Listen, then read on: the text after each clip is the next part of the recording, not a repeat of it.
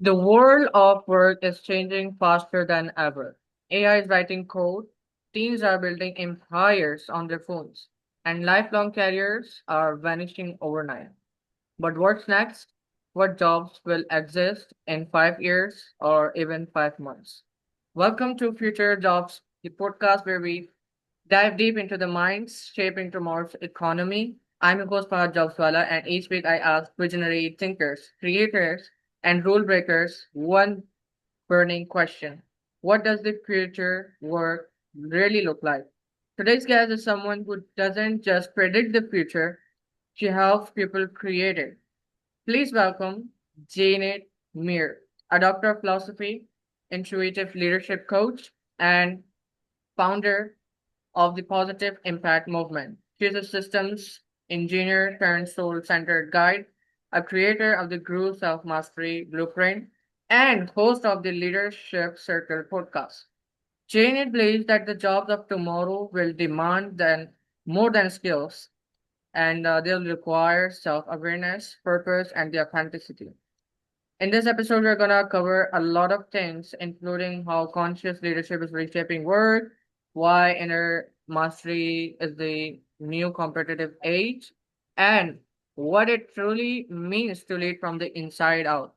So, plug in, stay curious, and let's step into the future starting from within. So, hi, Jane, how are you? Thank you so much, Fahad. Thank you so much for the introduction. I'm very okay. I'm very happy to be here. I'm honored. I appreciate your invitation. Thank you.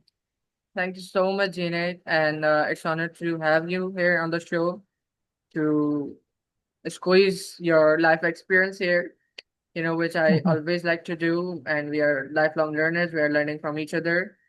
Yes. So, what is your story? Well, my story today, I've learned to be in the now, to live in the now, enjoy what we have in the present moment now, and create from there. I'm Well, I actually have two jobs. One is at a company, but I'm the director and I'm leading the company. So a beautiful team of 20 people, in which I do heart leadership, conscious leadership. So I apply what I talk about. And then I'm hosting, like you said, the Leadership Circle podcast. That for me, it's amazing because it's very nurturing. It's really co-creating conversations with others, no heart-to-heart conversations, where it's unscripted, and it's a place where we just are enjoying the being and the sharing in that moment. So yes. Wonderful, Janet, and it's nice that you started your own podcast, the Leadership Circle podcast. Mm. It's really amazing, and the way podcast is thriving nowadays. We are seeing uh there are many podcast hosts. A lot of people are running their own podcast, and there was a time when we used to watch podcast and we used to think, oh, how nice it is that they're talking like each other in a studio, but it's now happening. So, Jenny, first of all, what do you mean by conscious leadership? Could you tell us more about that? Well, for me, it's conscious leadership, it's self leadership, it's heart leadership. It's really a leadership that it's being the change you want to see, being yourself. So that's why it's very important, the self leadership. No, it's being your own leader, so being your own guru for yourself.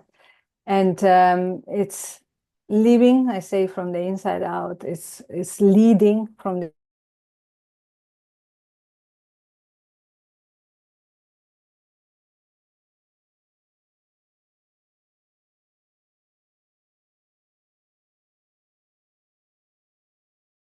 allow yourself to be who you are and create what you love. That's when you are leading. You're leading yourself and you are leading others, because you are sharing your wisdom, your uniqueness with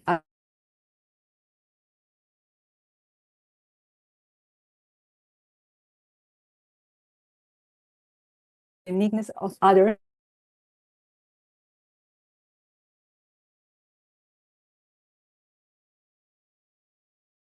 just hard.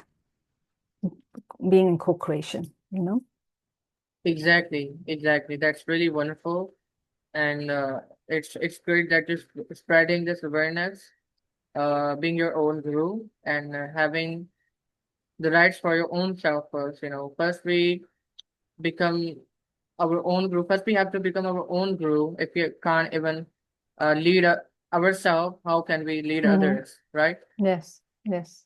And if you don't love yourself, how can you love others? And if you don't value yourself, how can you value others? And if you don't respect yourself, how can you respect others? No, at the end, it's really um, being self-aware, understanding that everyone is the same, but also everyone is unique. Everyone has their own experiences. Everyone has their own life. Everyone is walking their own shoes. So you're seeing things from your side, from your shoes, but you know that everyone else has their own timings. But what you are leading, you are leading from the heart. So there's a value, a respect, and love, and understanding. And what you are creating, what you are leading, is because you think and you believe and you feel it's the best for yourself and for others. So one additional thing I would say the conscious leadership is really servicing others. So it's servicing yourself, but servicing others, and being here in this world for something bigger than yourself, because you are here just a servant. You are here just to co-create and co-create a new earth, co-create a new world, co-create. I can go into the business, whatever, but I don't do it myself. I do it with the people that are in the business. I do it with the people that are in a project. It's not only me, it's everyone. So it's really co-creating together. So that's leadership. It's really wonderful. And so it seems like that you're also a big fan of traveling. Currently, you're in Spain, and you've mentioned you're basically Italian. So could you tell us how traveling, in a lot of countries, shape your mindset and how it benefited you? Well, yes, I grew up in many places. I was born in Venezuela, and when I was 1 year old, we traveled to. We lived 6, 7 years in Italy. My first language is Italian, and then Switzerland 4 years. My father was Swiss German. My mom is Cuban, and we then went to Venezuela, German school. So for me, the traveling and living in many places um, has made me flexible, has made me adjustable. I can adjust, no, and to different cultures. I understand that we are not fixed, we are not boxed in. Everyone is different, and it's for us to adjust wherever we go and respect the cultures where we are living. And in addition, the languages at the end are shaping your mind in a certain way. Every language you learn, it's shaping your mind in a certain way, because there are new pathways, and it opens your perception. It opens, yeah, basically it helps you open the perception, knowing that also your way of seeing things is not necessarily the way that things are, because you are seeing them from your experience or from where you come. But everyone has their culture and their experience, and so traveling has been a gift. I traveled a lot and changed schools a lot when I was a child, but I'm really very grateful for that, because I had the opportunity to to see different things, different cultures, understand them, and uh, and yes, and know that we are in this earth, and it's a beautiful earth, and everyone is different, everyone is unique, even if we are the same humans.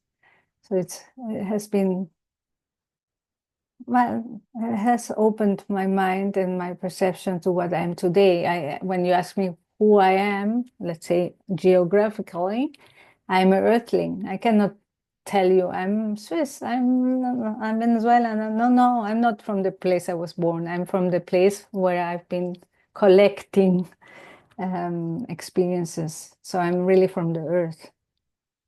Yeah. It's really wonderful, and it really shows that how it affected you. So you transitioned from systems engineering to soul-centered leadership. What was the moment that made you shift your definition of success? Well, success is not one point in time. No, success for me is abundance. Abundance is not money. It's not currency. Abundance is really enjoying life, living every moment as the last moment, living your life as what you want to see, and being the example of what you want to see in the world. That's success. Now, when you are able to really be in one moment in time, being here with you, Fahad, I'm enjoying it. I'm not. I don't prepare. I just live and share from the inside out, from the heart, what comes out. And for me, that's success. Is to really being in freedom to be who I am and to create what I love. And so it's not one point in time, it's really all the time I'm able to live my life like this, open-hearted, no? Sharing and servicing others and being there listening, not thinking up front, not thinking into the back, into the past, but really being here with you, enjoying the time. And yeah, and it took me a while to surely, and I'm still learning because everything has to do with exploration, experiencing, and practicing to be here in the moment. Took me a while. I'm a systems engineer, so a systems engineer is very structured. I grew up, I did a German school, so structured, organized, planning, goal, all those things. And it took me a while to get into this freedom of being, and has been happening a lot in the last 20 years when I decided to change my life and start over. I lived in New York. I worked for United Nations. I was married, and I decided to start loving myself, no, because I didn't know myself. So I came here to Barcelona and to Spain, even if the first years I traveled every year to the UK. But I learned to love myself and to value myself, which is not the same thing. Loving and valuing yourself is not the same thing. And but through that, I went through many experiences. Let's say I fell a lot of times, but I stood up many more times. No? And I understood that at the end, success is not a goal; it's a way of living. No, it's this beingness, which is so important, and it's this sharing with others and this co-creating. No, I'm giving to you, and I'm receiving to you simultaneously, because I give from my heart and I receive from my heart to my heart directly at the same moment, and I'm enjoying and loving the living. Exactly, wonderful, wonderful. Actually, you know what? It's my favorite question. You know, it has become my favorite question. That what is the definition of success? Because before, when I didn't start my podcast, I used to think that maybe success is to get a lot of money to become a millionaire and Mhm. something like that. But when I start listening from others that what success means to them, my my concept of success just simultaneously changed. And now I think they saying that uh, it's not something to get to the goal. It's not the way we used to think. It's basically to live your life beautifully. Mhm. And many people die, but they still don't know at their last time, even that Yeah. where did they spend their whole life, you know? So it's really important to Yeah. live your every moment, to feel your every moment and enjoy it. Mm-hmm. Mm-hmm. Love it, and expand with it with every moment. From every moment, you are able to learn something. I'm learning from you now, and I'm expanding because I'm here with you. I'm not in the thinking of something in the future or in the back, or I'm here with you. So I'm learning from you, and I really appreciate being with you here and really sharing this space. And that's success. That's success. And I love that. I really appreciate your invitation. And for me, that's part of my success because I'm loving to be here with you. I'm free to be here with you and create with you. Wonderful. How long have you been conducting the Leadership Circle podcast and what initially inspired you to do this action? Well, the Leadership Circle podcast, I think it's from 2022, at the end of 2022 that I started. 2025. No, I think 2023. Time passes by quickly. But and it came, like I'm saying, I'm living from the inside out. So one thing, what it means is really I'm listening to my heart. So that this means I'm listening to intuition, no? And I've learned throughout the years also not to rush and not to push to do things because you are being told, you're being told, and you've been educated to live from the outside in, always looking outside, outside, outside, and doing, you have to do, you should. And while I was doing that many times, I went against the wall many times. Mm. So I really learned to be patient, to pause and listen to insights, to know what to do next. So the Leadership Circle podcast comes from those one of those insights where I listened to the heart. I got this idea in which I said, okay, there's something I love to do because I had a community before. As I said, the Positive Impact Movement was a community before. And in this community, we explored, experience, and practice a lot to be in the heart and listening and having conversations. But I closed it or opened it up, let's say, like or closed the community and then become the movement. And so I didn't know what to do next. And I told myself, okay, you've learned to just pause and listen, and something will come. Some idea will come. And one night I was reading a book. Usually it happens to me when I read a book because I'm so relaxed and I'm reading, so information comes in, no? And I get like an insight, an idea. And so I got the idea of, well, if I had these conversations during the community, why cannot I have them outside and create a podcast?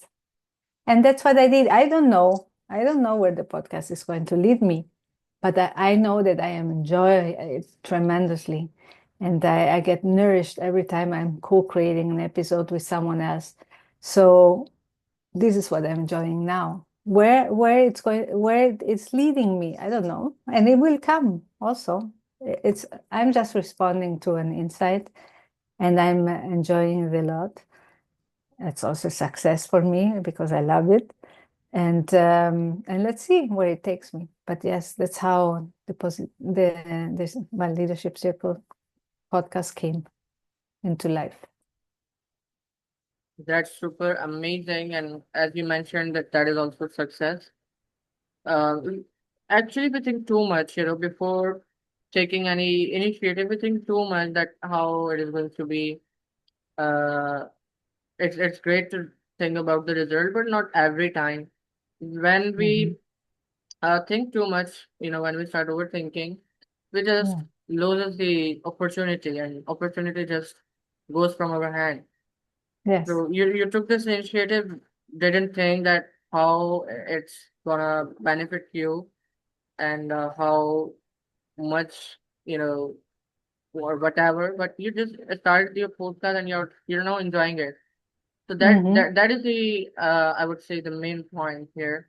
That just when you are thinking to start something and you think it's good, just start it. Why thinking too much about it? Yeah, yeah. It's we are told many times to do things perfect. We are told to think and see what we have to do and everything. And no, the mind is secondary. When you feel something and you have an insight of creating something, just do it, and then you see, you explore, you will experience what it feels and what it's good for you. You will be learning something you didn't know about yourself, because as soon as you put the mind before doing it, you're limiting the options and the opportunities of the outcome. When you do it and you explore, you look back and you say, oh, wow, I did this. I didn't know I could be able to do that. Or I didn't know this is the way I should have done it. No, because when you put the mind, you're limiting, and the mind is thinking based on your experience in the past.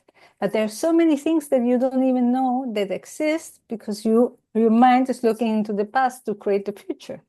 So whenever you have an insight, just explore it, respond to it, and then you see if you like it or not. You can always choose to continue or leave it, but take the step. Take the step, because the step can bring you to amazing places where you never have imagined, because your mind never could have imagined those places. Exactly that, Janet. So you talk about becoming your own guru, right? So what does that Mm-hmm. really mean in the context of careers and leadership today? Yeah. I say, you know that we are bombarded by marketing, and the marketing says, follow this guru, no? And you read books and you follow the steps of someone else, and you go and do training and courses and the steps of someone else. At the end, those gurus, it has served them what they are explaining, but it doesn't necessarily serve you, because you are unique. You have your unique experience. So if you follow someone else, remember always that that person has a different life, a different experience, and that those steps have served them. And it's for you to understand that maybe not all of those steps serve you. Just select, discern what's good for you. No, don't follow blindly.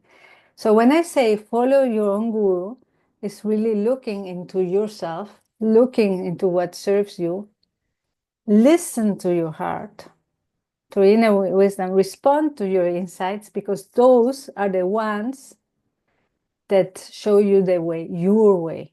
So you are your own guru. It's good to look outside, okay. At the end, we're co-creating. At the end, we're looking outside and we're learning from others, but you're taking in what serves you, not everything. What serves you. So you are your own guru, because you are the only person that knows what's best for you. And that information comes from inside, not from the outside. This information comes from within, from who you are, from what you know, from what the feelings you get from your heart, the information, the insights. Those tell you what's best for you, not the guru outside. So be your own Hmm. guru is being yourself, listening to yourself. Oh, wonderful. If I understood this correctly, so you're talking about the people who are now we are seeing, selling the Canva courses, selling the AI and such kind of courses. So you're like talking about them too. I talk about anyone that has written a book, or someone that sells himself or herself, I don't know, someone that will take you out of your misery, or anyone that goes on stage, any TV personality, anyone that says that they can help you. Yes, they might help you just listen, observe what goes well for you, but don't follow blindly those steps. The leadership, conscious leadership, is about really being a self-leader. So really listen to yourself. What you get from these personalities, and take in what serves you. And many times, not even, you don't have to listen outside, you really have to respond to those intuitions and then act upon them, now explore them. And that's being your inner guru.